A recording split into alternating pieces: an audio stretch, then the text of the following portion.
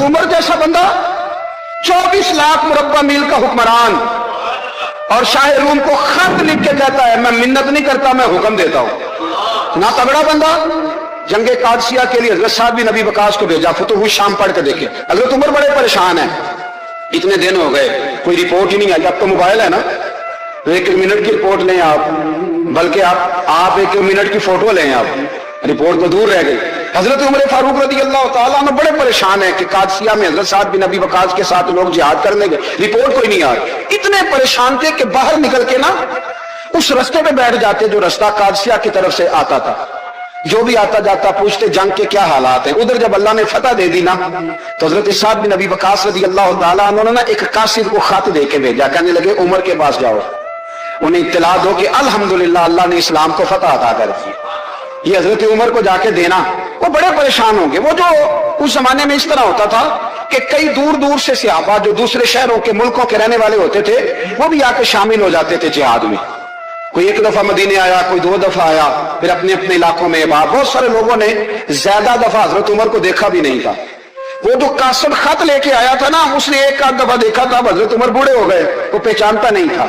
उधर से वो खत लेके आ गया। हजरत उमर मदीने से बाहर निकल के उस रोड पे बैठे थे जो कादसिया पे आता था।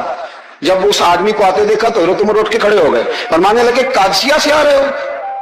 वो क्या कहता है? फटे पुराने कपड़े, टूटे हुए जूते, सर पे पुरानी पगड़ी। कहने लगे गुलाम मदीने के रहने वाले हो? हजरत उमर कहने लगे हाँ मदीने का हूं। कहा मैं कादसिया से आया हूं, अल्हम्दुलिल्लाह अल्लाह ने इस्लाम को फतह दे दी है, अल्हम्दुलिल्लाह कुफर की कमर टूट गई है। उसने ये बात करके तो घोड़े को एड़ी लगाई, घोड़ा दौड़ने लगा मदीने के। हजरत उमर भी साथ साथ दौड़ रहे। फरमाने लगे अच्छा बताओ खालिद बिन वलीद का क्या हाल है? थोड़ा आगे जाके फरमाने लगे उसामा बिन ज़ैद कैसे है?